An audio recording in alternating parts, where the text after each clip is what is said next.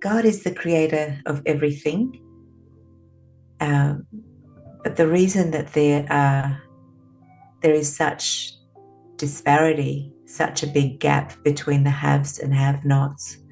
My name is Pauline Glamourchak. On the day that my NDE occurred, it was autumn time. We'd gone for a picnic, a family picnic. We were visiting friends in Victoria. We're playing outside, at this picnic ground in the Mount Macedon Ranges, which is a very beautiful part of Australia. And we were running down a hill, us children, and I tried to run very, very fast to catch up with everybody because I didn't want to be last. And in running so fast, I tripped on a rock, and instead of going with the impetus, I overcorrected and threw myself back and hit my head very hard. In fact, it was so hard that I later found out that I'd sustained a traumatic brain injury in the right temple, impact, but I didn't feel anything, any pain. And I'd had my eyes scrunched and I felt like I opened my eyes, but I was still in darkness. And then I came out of my body. And when I came out of my body, I realized that there was no impact, there was no pain at all.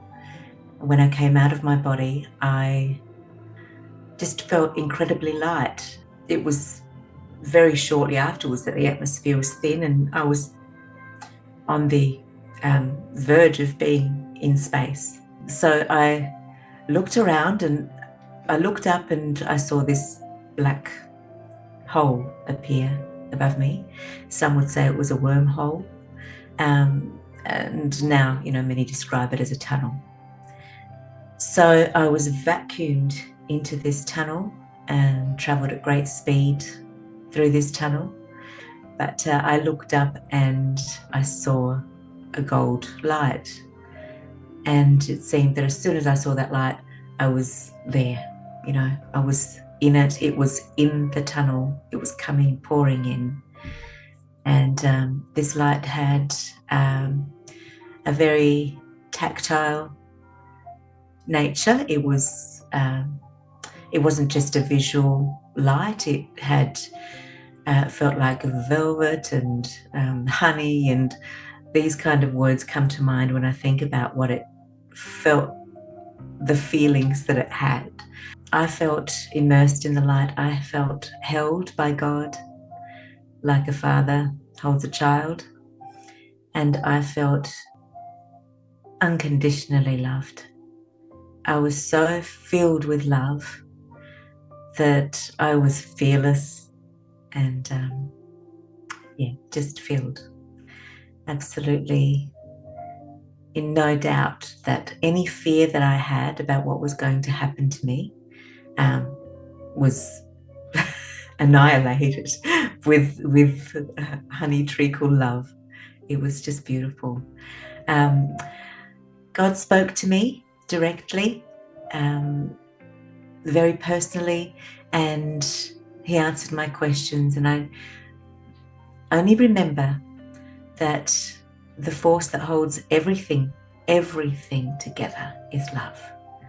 That's the only thing that I can remember, although I know that he gave me so many things, so much information, and I know that I remember just thinking, oh, it's so simple, that I looked around and realized I was safe. I looked around and I could see below me there was faces, people looking up at me. And I flew down.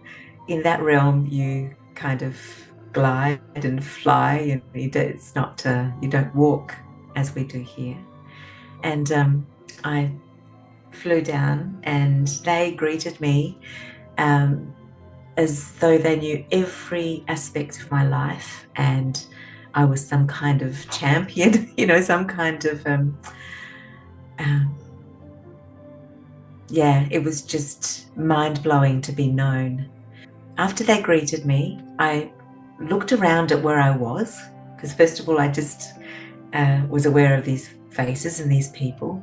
And then I looked around and I could see this big wall, and over the wall, I could see over the wall, and I could see hills and beautiful, beautiful landscape and children playing. It was just joy. The light and the colours there are just joyful, joyous. It's such perfection. I could see close up to the children and their laughter and happiness, and I could see far past the hills, past the wall. And I looked up into the sky and I saw a light, and it was a beautiful, beautiful light. It's not like our sun. It wasn't like our sun. And but I immediately thought, oh, what a beautiful place I've come to, and what a beautiful sun. And as soon as I thought that, it started to move towards me. And I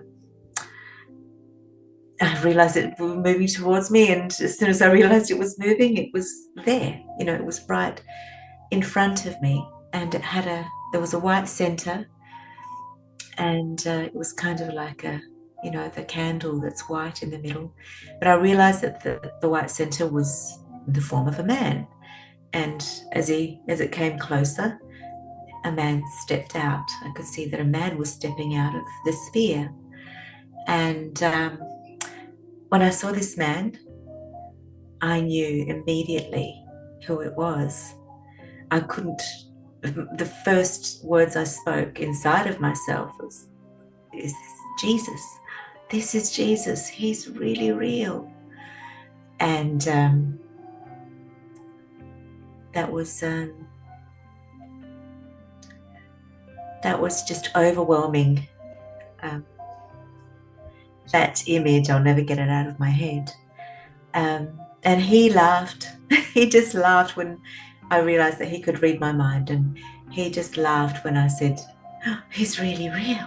You know, I just felt immediately hugged by him. Now, I can't remember exactly if it was a physical embrace, but I felt embraced. It was a real embrace, not just a physical embrace. So it was very overwhelming. And Jesus went on to tell me some things about who I was to him. And he had a special name for me. He pronounced my name in Aramaic, and this was the only time he really spoke with his mouth, when he spoke my name. And that was really overwhelming. I knew at that point also he kind of gave me a little glimpse of that I had a part to play in his story. Anyway, I was so overwhelmed with the things he told me, I just fell to his feet, and I cried a lot and talked to him a lot.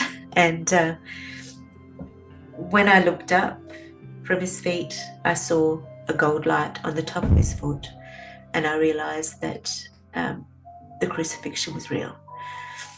So as soon as I realized that the crucifixion was real, my awareness, I was still placed in front of him, but my awareness was in that situation. My awareness was at the level of flagstones, like paving, ancient paving, and I just saw water and blood drip on the pavement. And when I saw that, I looked up and I saw him standing there with some very cruel men, totally stripped of his dignity. And not only stripped of his dignity, but he was mutilated and his flesh was torn from his skeleton, and the suffering was very real, you know. And all I could think, because I was aware that I was still in front of him and I was seeing him glorious, absolutely glorious, majestic, powerful and glorious. And I just said to him, does it still hurt? Because the suffering was beyond my childish imagination. So he said no. And as he said no, I wasn't seeing that scene anymore. I was just seeing that gold light. And the next that I could see, I was in gold mist, and then I was coming down, traveling down over this landscape with him. But I saw this group of people just vitriolic, full of hatred, and next to his purity, it was repulsive, you know, and I could just I felt very angry at them because it was vile, and he was so pure, you know. This is how I saw it. But he said to me, no, don't hate them. You know, he corrected me. Actually, before that, he told me, as soon as he brought me back, that he had died to save the whole world. And I said, the whole world? The whole world doesn't know you. The whole world doesn't believe in you. You know, this was in my childish understanding of what he said. And he just said, yes, the whole world. And anyway, he then took me to sit on this big black rock, an asteroid, no doubt. But there are many references in the Bible of God being the rock. So he sat this child on a rock, and below us, my knees were next to his knees, and our legs just dangled in space, and there was just stars in front of us and behind us, and below us there was a nebula. He showed me these things so that at this stage, when he required me to testify, I would have things, you know, that I'd seen to say, see, this is true, this was true, to give me the confidence to go ahead and do it. So it was for my benefit to understand that it was true. But yeah, so he sat me there, and we were very, very close, and I looked into his eyes at that point, and it was just such a sense of love and safety, and I just wanted to be there with him forever. And of course he could read my mind about that. But at that point, you know, I had the opportunity to ask, what's life about? And he said, life is about love. And I said, oh, but you don't understand. Mind you, I had just seen him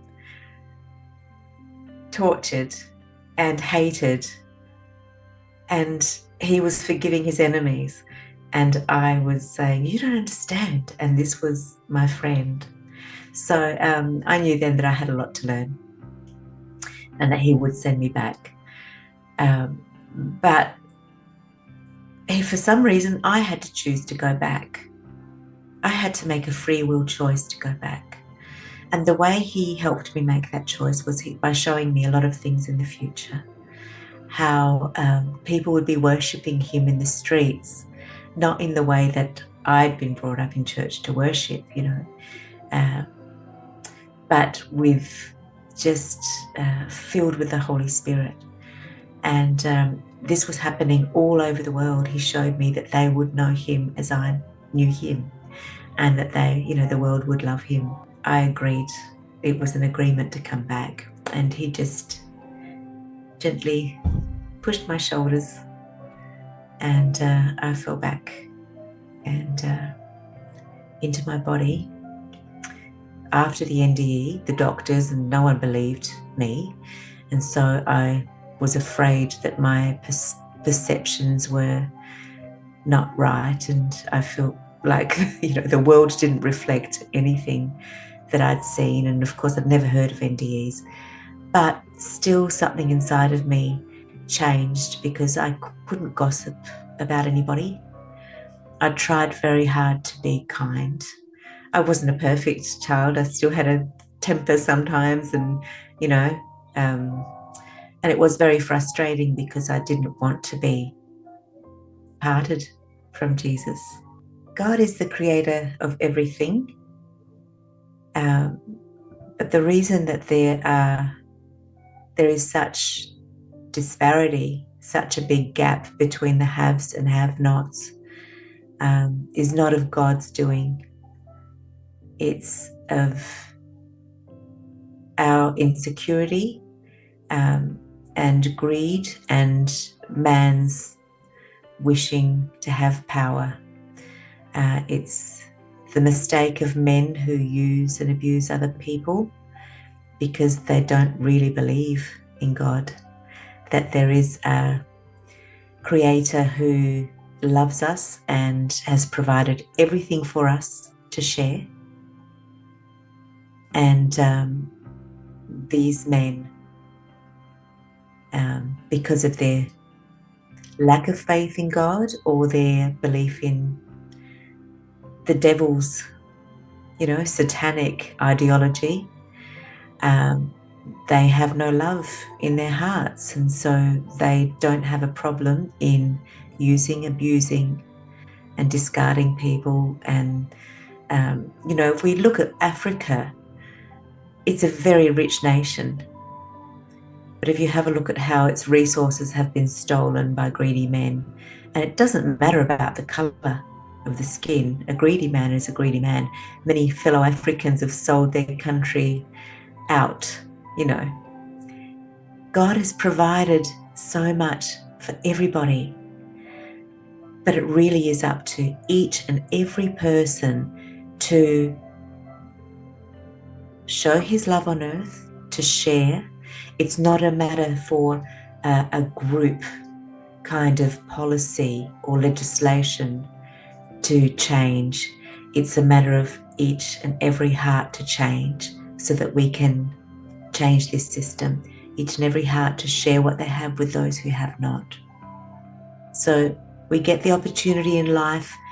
We see people who have not, and we have the opportunity to show God's love and to share what we have to change the world.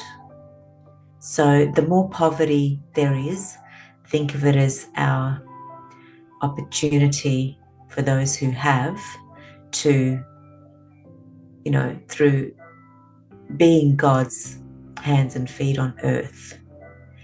That's what the prayer is about.